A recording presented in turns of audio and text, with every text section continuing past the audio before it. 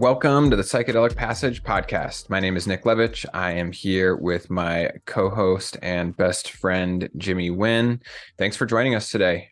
This week, we are talking about how psychedelics can change personality and spirituality.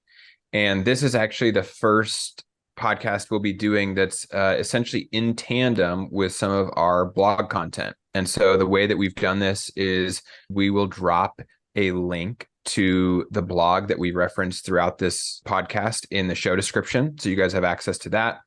And a bunch of the studies that we will reference in today's episode are linked in there as well. And so as far as agenda for today goes, the main thing that we want to do here is talk about, what is personality? What are the things that make up our personality? And then scientifically, what does the data say about how psychedelics impact these various personality traits? And then finally, we'll bring it home with essentially what we see anecdotally and practically as far as our client work.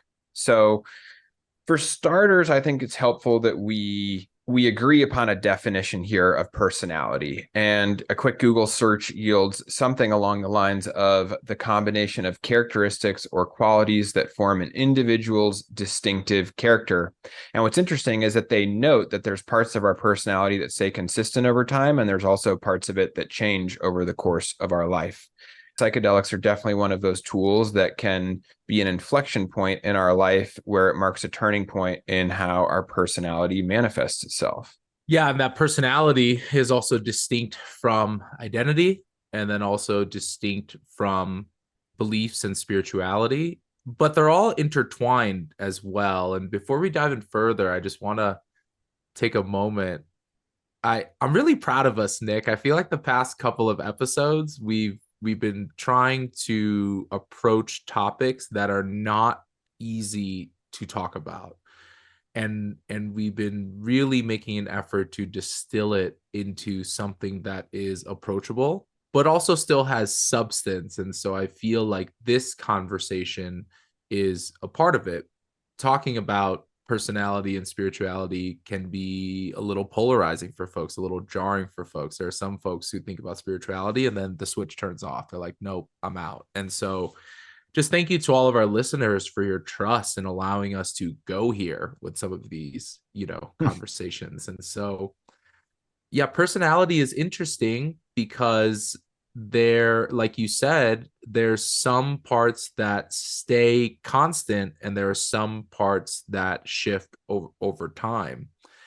And in the blog post, we tried to dissect and break that down a little bit, and then also how psychedelics influence. But what we focused on were these kind of 5 traits, let's say, to personality that we feel are the most related to potential change with psychedelics.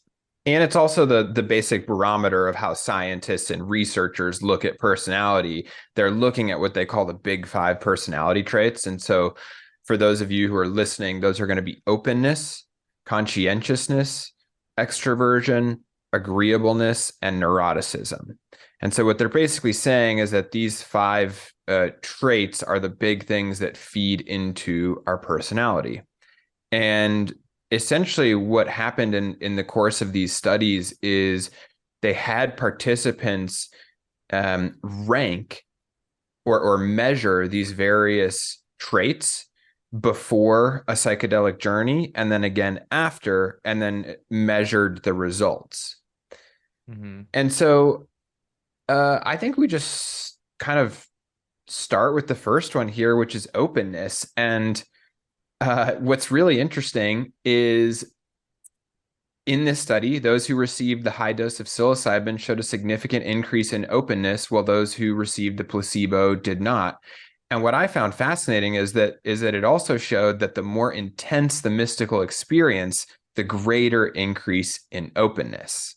Now, how would you define openness for our listeners who I think maybe have a kind of an inherent sense on what that means? I think about openness to ideas, openness to varying opinions, openness to different perspectives. I mean, what else would we say about openness? I mean, imagination, creativity, the ability to adapt, the willingness to explore new things, the willingness to see something from a new perspective, a different vantage point. Like all of that to me is a signal of openness. Perhaps the opposite would be something like rigidity or essentially being closed off from Mm-hmm. new inputs, new ways of looking at things, etc. And it's true because from my perspective, one of the fundamental things that psychedelic journeys do is expand our awareness. They Mm-hmm. blow up our worldview a little bit. And so this perhaps more narrow-minded, set in our ways worldview can often get shattered with a couple grams of psilocybin.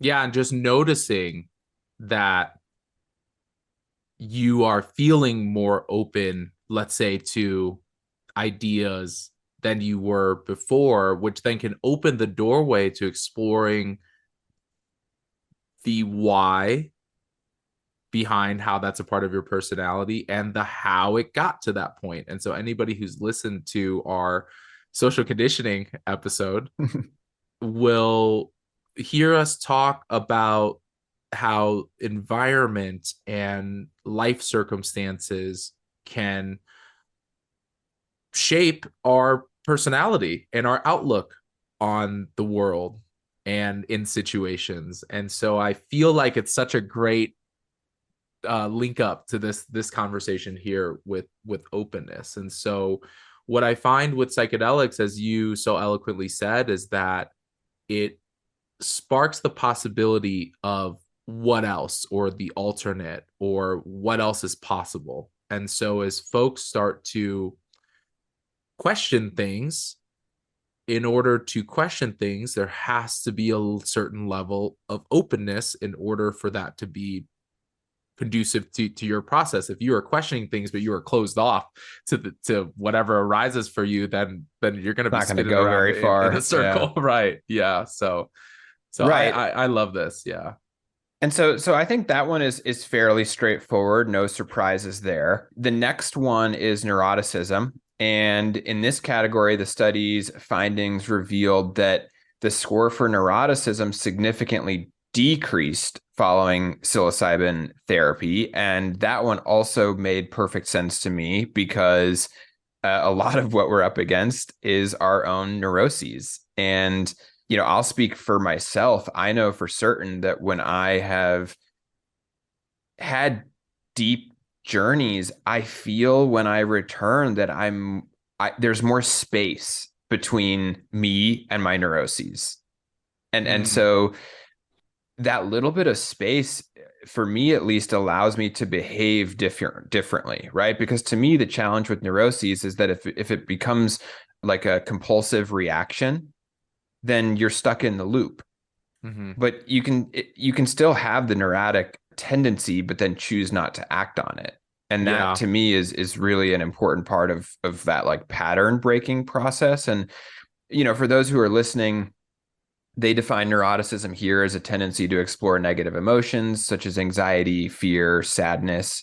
But I also think there's like more traditional neurotic things that could almost be classified as like OCD in some ways, like certain fidgeting or stuttering or other aspects like that. Mm-hmm. Self-consciousness, irritability, Yep. depression can sometimes be termed here. And I want to create an important distinction here that in these studies, these are somewhat anecdotal and qualitative self-reporting pre and post experience. And so what this doesn't mean is that every psychedelic experience will be chill and smooth and free flowing. Or What I guarantee those outcomes. agreed. Yeah. And so what I find is that, to speak in my own experience and also that of my clients, is that for some folks, they may move into a psychedelic experience and their communion with the medicine often sometimes can provide them a relief from the baseline of how they're feeling. I've gone through life feeling this level of anxiety or this level of fear, and wow, I'm just like absent of that. I don't even know what that feels like, and here I am feeling it firsthand. I've Yep. also seen other clients and journeyers who have actually been able to confront their anxiety or fear or depression or self-consciousness, because it becomes so present in the medicine space that they can't do anything but look it dead on in the face. Now, how well you do that is dependent on your preparation, your intentions, the service provider you have around you. And so you can see how, regardless of whether these neuroses or neuroticisms are present in your experience, there's an opportunity to be able to integrate and lower these things. I don't think that there's anybody out there who wants more fear and more anxiety and whatever. So we're talking about lowering these things, but I want to make a clear distinction that it's not a linear process where you don't feel that anymore. Like it's gone. Oh, it's gone now. I'm working. Yeah. Ram Dass has this funny quote where he says, I like this one. He says, don't worry, when you come back from a psychedelic journey or a deep meditation, all your neuroses will still be there. Yeah. Mm-hmm. And what he's getting at is that that like initial impulse tends to stay with us, but our willingness to engage with it or not changes over time, or rather how we engage with it, if at all. It speaks back to what you said about that buffer, that space in between the feeling versus you, where for many folks who have this as a constant in their life, you define yourself, your identity as this. Oh, I'm an anxious person, or I am not worth anything, or I'm worried about what people think about me, or just constantly tightly wound, or perfectionist, or sure, or everything has to be in a certain way for me to feel safe and for me to function. And so what the psychedelic experience can potentially do is just create a little bit of that space in between you versus whatever that thing is that you're feeling. And that even slight shift in perspective, even if you're 1 degree over to the left or 1 centimeter further back from that, can be all the difference in you looking at that and being like, how long has that been present in my life? Or this is super present in my life, or, all of these things. And so there's a lot of different pathways to addressing and navigating and healing your neuroses. And there may still be things that are just there for the rest of your life as well. But what we see in the data that Nick is referencing, which of course is in this blog post, is that there's a correlation here, which I find really, really interesting. So I've ranted about that to my fulfillment. I think we can move on to the next item if you're ready. So the next trait that they measured was extroversion, and a lot of us are familiar with this one, but willingness to be outgoing, social, interacting, connecting with others.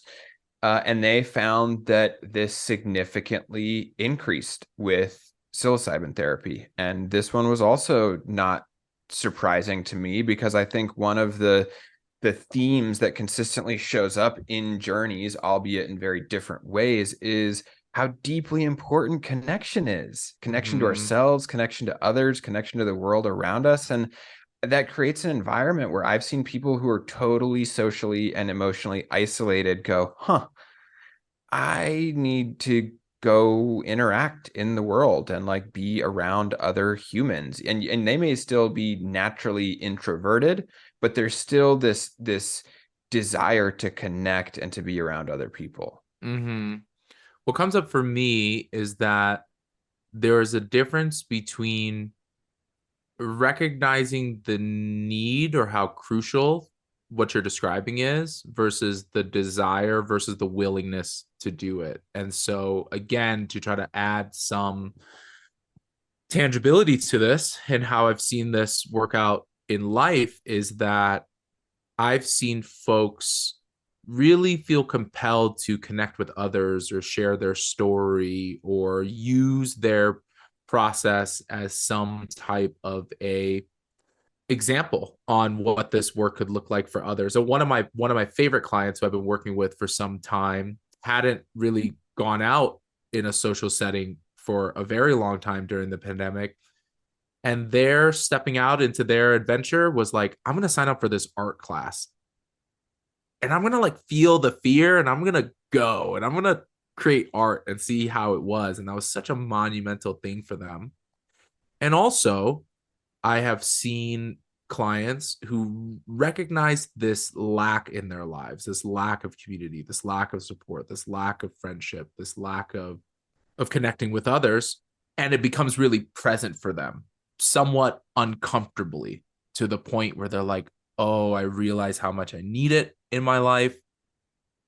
But there's some barriers. There's something keeping me from going out and seeking deep connection or seeking friendship and whatnot. And what I would say to those folks, without being too prescriptive of your experience, is that both sides can be great teachers to your process. Like sometimes you need to be in full contact with your neuroses or your introversion or whatnot. And again, this is based on your personality. Like there are some folks who are introverted extroverts. There are some folks who are just introverts. There are some folks who are extroverts, but then it drains them like in energy and bandwidth and fatigue. So All right, well, this can this is cut a a good lot of different segue. This ways. is a good Yeah. segue into the next one, because what's interesting is that the next trait that we're going to talk about is conscientiousness. Mm-hmm. Mm-hmm. And in this study, this referred to an individual's tendency to be organized, responsible, dependable, and goal-oriented. Now, here's what I found was really interesting in the data. To your point, people have different base level scores of conscientiousness, right? And so Mm-hmm. there's some people who score high regardless of psilocybin, and those are the kind of people that are already efficient, reliable, self-disciplined, etc. And then you've got people who score low and they're more laid back, spontaneous, and less reliable. So what I'm highlighting here is that we all have a different baseline. We all have a different starting Yeah. point, Yeah. right? And Yeah. and this study showed that conscientiousness was a trend level increase, which meant it was an increase relative to your starting position, i.e., a trend, but it wasn't this like across the board massive shift like some of the other traits. That's interesting. I'm thinking about my own life and where I land on that scale. And I feel like a part of me in some modes or some circumstances is leaning towards that efficient, reliable self-discipline. And then there's another part of me that's laid back and But we're a spontaneous good and whatnot. example of this because Mm-hmm. my natural disposition is far more type A, regimented, disciplined, etc. And you're more spontaneous, go with the flow, what feels good, trust your gut. And like we generally come from like opposite ends of the spectrum there. And yet, we've found our own respective internal middle ground, like the balance point that works for each of us respectively. But I don't expect us to, just because we've taken psilocybin, like have our end scores line up. Yeah, I don't think that there's a world where you undergo a psychedelic experience. Look, what I'm about to say is both. There are people who move through psychedelic experiences who feel radically changed. They're like, I'm a completely different person. And then also, some of these things may still exist in your life, like these patterns of openness or conscientiousness, or where you fall on this laid back versus regimented scale. And so it's this funny, non dualistic conversation to be able to be open to radical change potentially through psychedelics. And then also just know that, like that Ram Dass quote, there are things that will persist. And that's kind of the beautiful nature of it, because you can't predict it for every person. Yep. And there's ranges of changes. Maybe even these couple of little things about neuroticism or openness or conscientiousness may make all the difference on the huge impact. And some other folks go through radical outlooks on their life as well. So we have a Totally. couple more here. So we have what, two more? We're on the last one, which Okay, is awesome. agreeableness here. Mm-hmm. And this one's really interesting. And so this one is definitely going to warrant a little bit of a discussion here. Yeah. But so the studies found increases in openness, conscientiousness, and extroversion, and decreases in neuroticism, which we've covered, but no change in agreeableness. And I really think what this comes down to is that everyone has their own interpretation of what agreeableness is. Mm-hmm.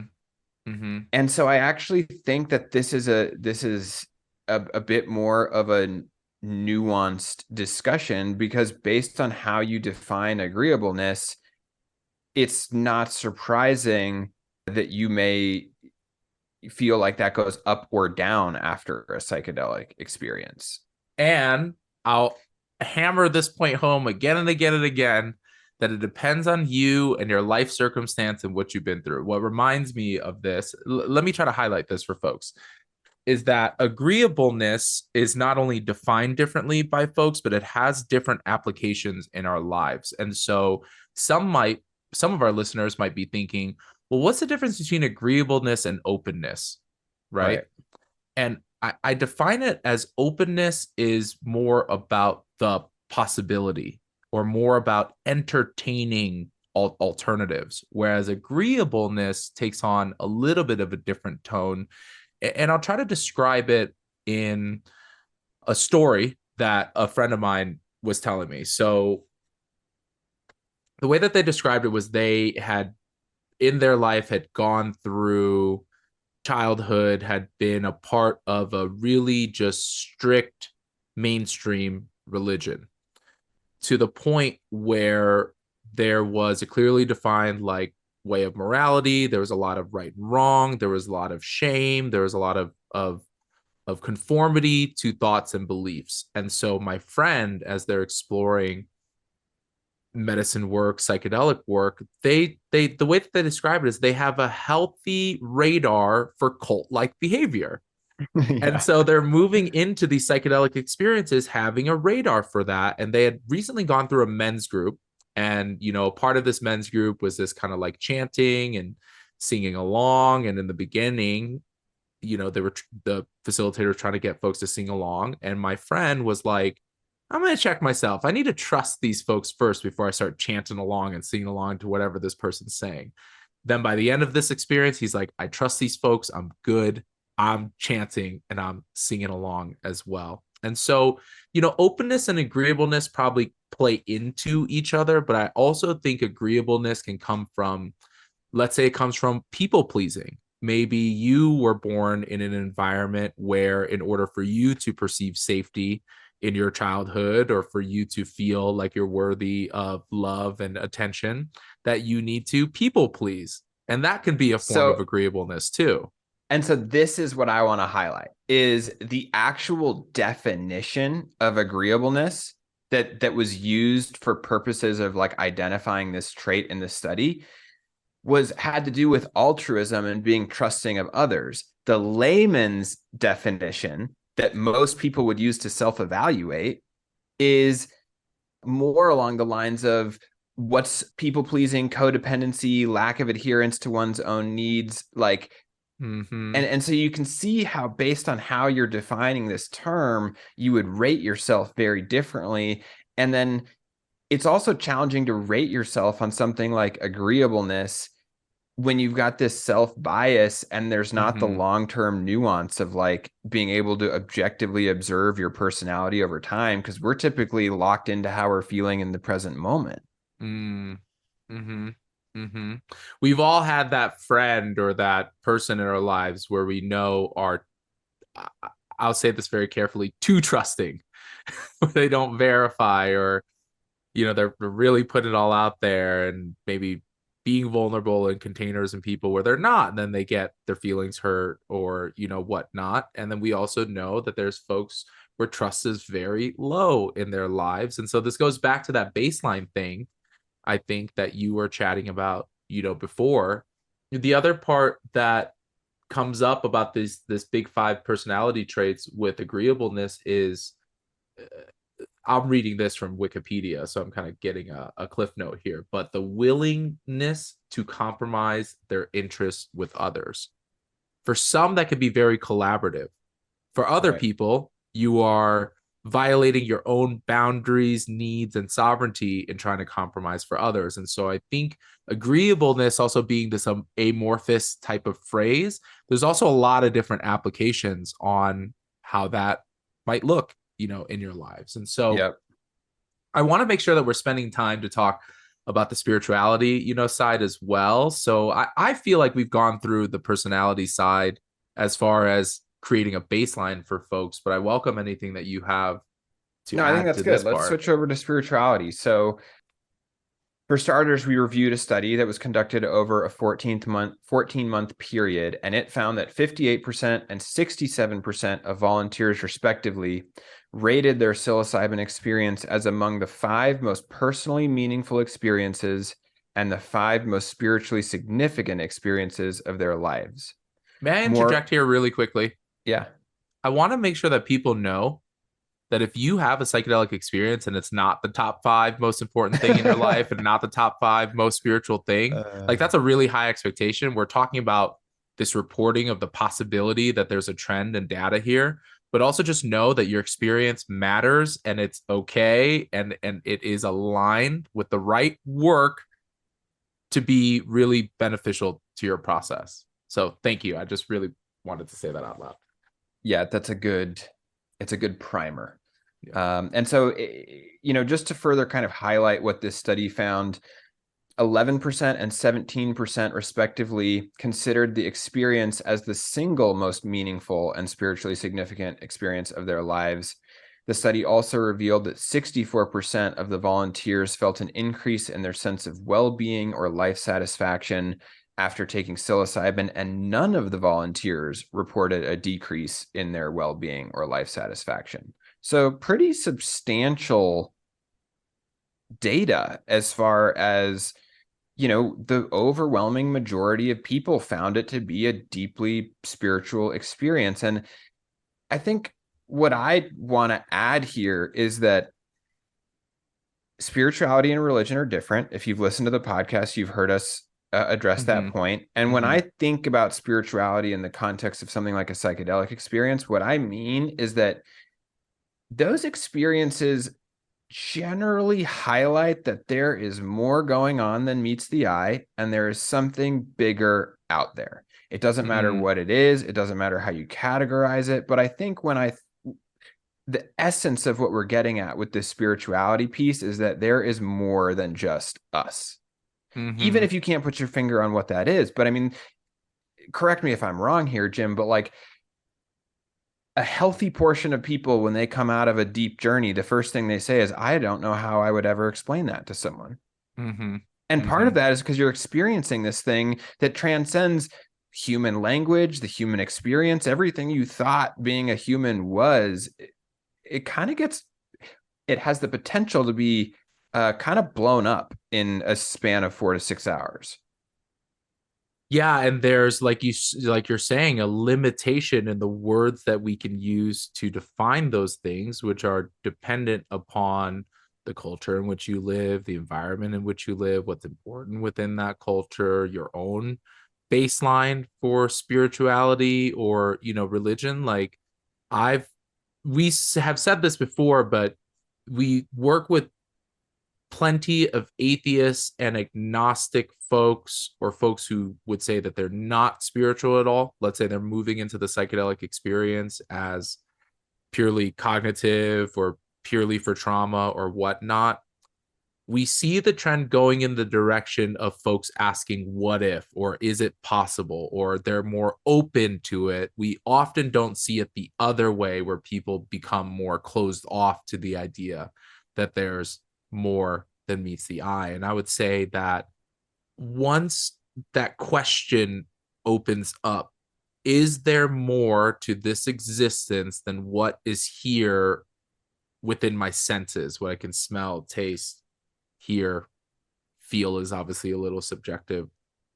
But then once you ask that question, the really fun question comes in, which is, who am I and how do I relate to that thing? And so another one of my favorite clients, this is actually an amazing timing for this episode, because I just got an email from one of my clients who was like, I feel like a lot of this has been primer for newer folks, but then I'm ready for some next level stuff, and I'm wanting to talk about spirituality. I was like, oh, great. Well, wonderful timing, because we're recording that right Here we now. go. And their sense was that I would probably say fairly agnostic, maybe borderline atheist. I don't want to mischaracterize this person, but they are now at a point where they are wanting to explore their spirituality. and what that means.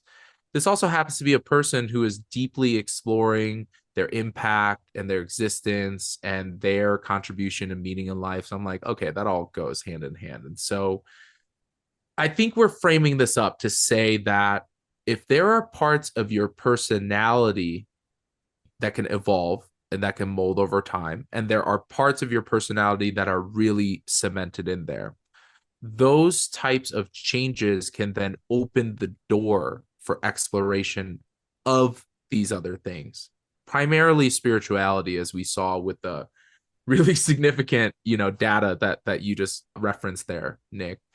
And so if we're cracking that door open on the possibility of spirituality, which again can be polarizing for folks, can be really triggering for folks, can bring up a lot of stuff for folks, then it becomes, okay, well, how do I nurture that exploration? How do I use this psychedelic experience to actually move towards my own discovery around spirituality? So I'm framing up a hard question here.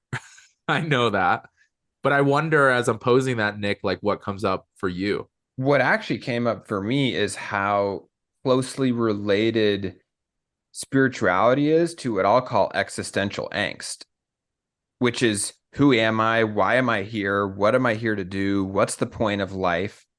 And what I found is I had a really hard time answering and holding those questions for me personally without a spiritual framework. If it's just me, just Nick Levich, and I'm just a human off alone in the world on my own, I have a really hard time answering some of those questions. When I feel Mm, like I'm a part of a whole and there's a higher power or more than meets the eye or a cosmic flow of energy, like I am now a part of that as opposed to just like me isolated in the world trying to figure out the answer to all of these existential questions that I would venture to guess most of us have pondered at some point in life. mm.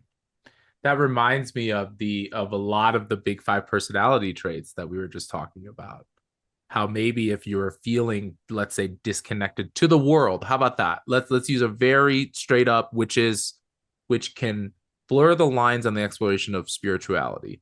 If anybody's ever felt disconnected with the world, then you can imagine how your neuroses and neuroticisms might show up differently in your life, or your openness and agreeableness, or your conscientiousness. And so that whole thing about seeking the others and community then comes up in your share. And so I find it almost like inextricably linked, or there's a parallel here. Like if you're willing to explore you internally with your personalities and your traumas and the reasons why things are and whatnot, if you're trying to find the why in yourself, then you're naturally going to lead into the why around the rest of the world that we're experiencing. Totally. It's really fascinating because that's a big reason why psychedelics haven't gotten a lot of merit in Western society over the past several hundred years, because we are a society that likes to define and to record and to calculate things. And you can't do that with psychedelic experiences all the time. And so if you can't define it, if you can't measure it, if you can't calculate it, then it must not exist. That's like the Well, way that science has been running for a while. And then now it's like, oh, it might be and possible. what's funny is when you think about all the studies that we just, gave a 30,000-foot overview on, it's all self-reporting. Mm-hmm. Which means like how, for those who are data hungry, like it's not like that's perfect data. It's just designed to help give us a trend, a pattern, an understanding of like these correlations. Mm-hmm. But you're still Mm-hmm. relying on a human to subjectively evaluate their experience, and we are notoriously bad at that. Mm. Yeah, I want to switch gears a little bit to say that there are also folks that may have a mystical or spiritual experience. Well, this can happen a lot of different ways. You may not feel that in your psychedelic experience, but because of this internal work that you're doing, that exploration of spirituality may come up then in your integration work or post work.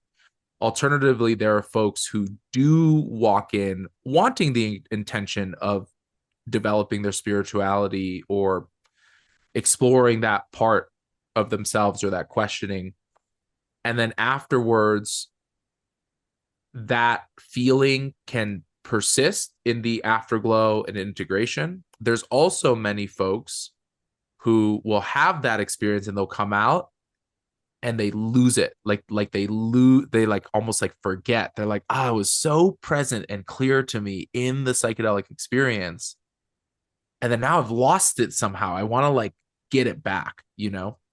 And so I'm framing that up for a lot of different reasons: the importance of integration, the importance of the support around you, the importance of continuing to explore and do this type of work, the importance of taking a break sometimes when you need. But what would you say to those folks who maybe had a spiritually oriented experience, or it trended up the spirituality measure in the experience, and then they come out and they're like, it's gone, like I don't have it anymore? I think it just highlights that if we place too much reliance on the experience itself, meaning like the actual dosing session where you're taking psilocybin, it really cuts out a lot of the room that we save for stuff like integration, which is this nurturing of that. And so I think a large part of this has to do with how we're oriented around the experience. Like even just the way I read the studies was like pre and post psilocybin, but that's actually not the whole story. They were doing prep sessions, they were doing integration. They were in a larger container. And so whenever I see someone try to gauge the efficacy of their experience immediately after, I'm like, that's not the best time to evaluate that. Mm-hmm. Hmm. Right. And so I think the other thing that I would tell that person is you've experienced it, which means you now have the capacity to experience it. Your same hardware, your same body got you to that place. That neural pathway has been built. We can get back there, but it's probably going to take a little bit of work. Maybe that's through breath work. Maybe that's through meditation. Maybe that's through journaling, whatever it is. But there's always a way to go back. Sometimes we just have to find a different reminder to get us back to that state. Well said. Thank you for saying that. That brings up a lot of things for me, and I may get a little heady here as what I'm with what I'm about to share, but it's all in an effort of being very tangible and actionable for our listeners here as well. And what I want to share is that for folks who have had spiritually oriented psychedelic experiences and have come out the other end, or for folks who have had somewhat quote unquote unrelated psychedelic experiences in their content, and then now they're now open to this exploration of the self, and then that leads them to this pathway of exploring spirituality, a few things come up for me.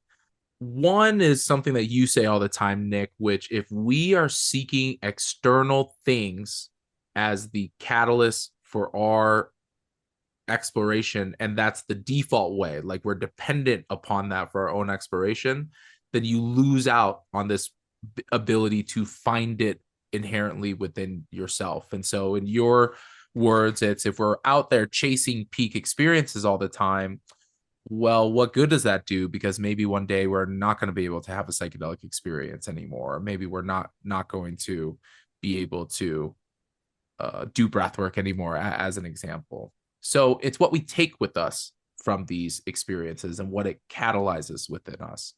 And the number one thing that I found helpful, I guess two, I'll split it up into two, and then I'd love to hear your thoughts on this too.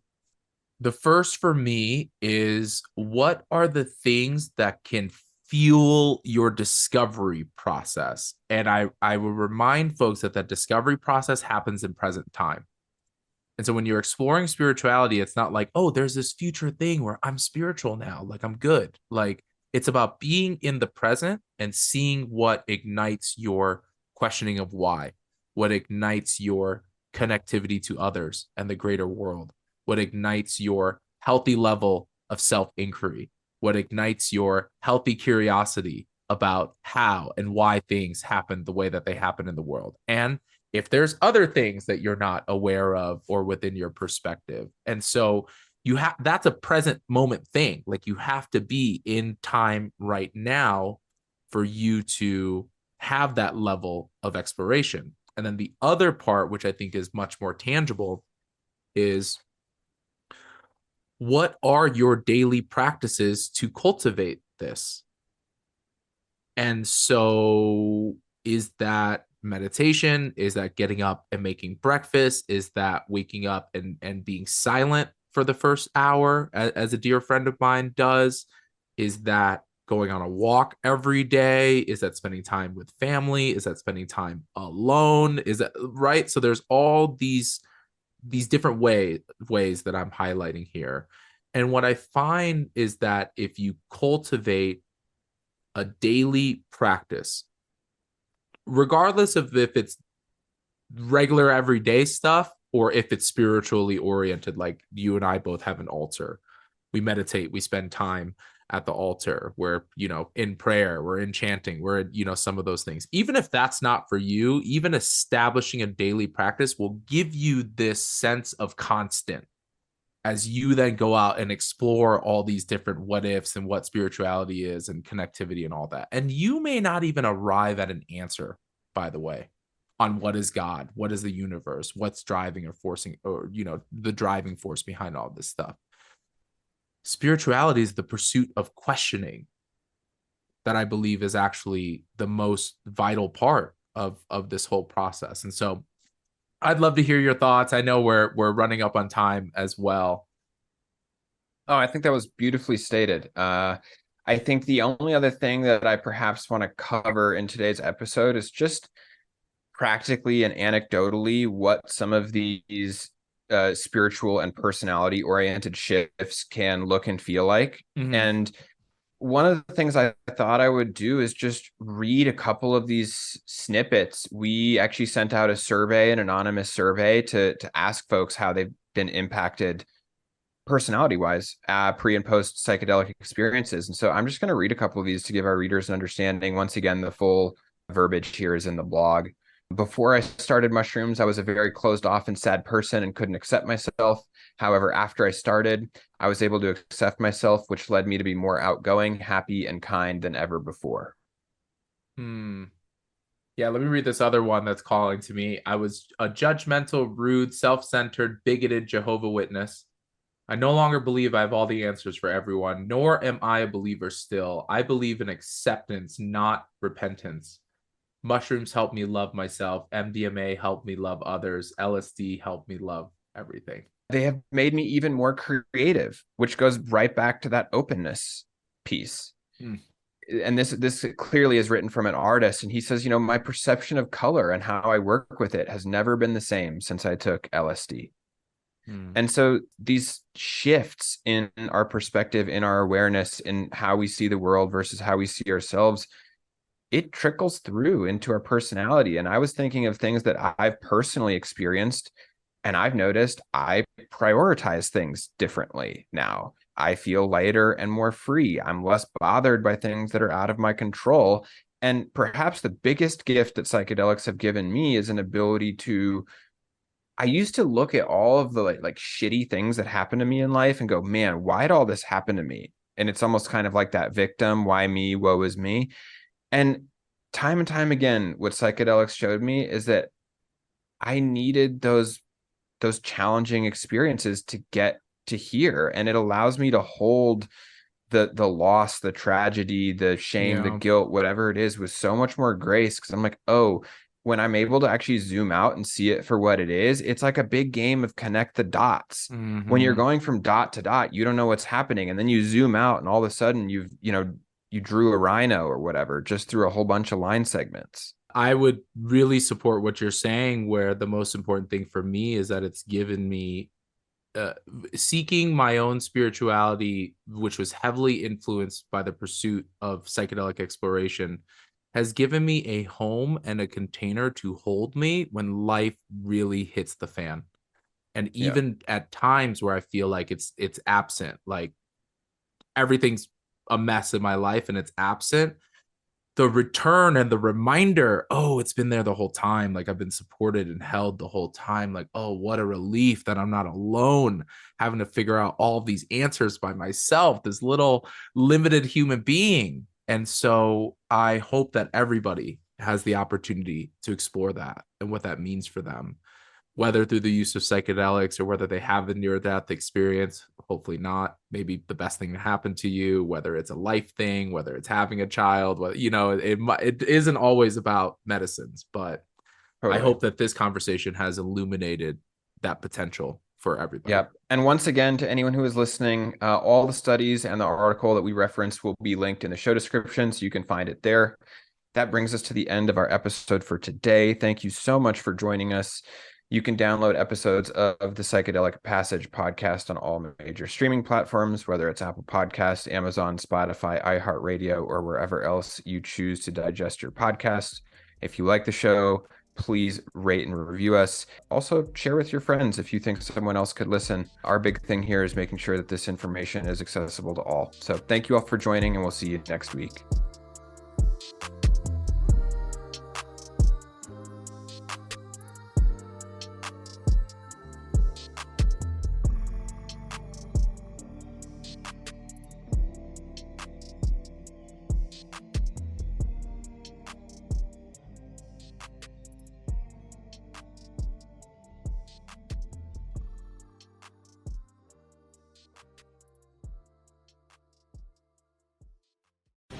The opinions expressed on this CannabisRadio.com program are those of the guests and hosts and do not necessarily reflect those of the staff and management of CannabisRadio.com. Any rebroadcast, republication, or retransmission of this program without proper consent is prohibited.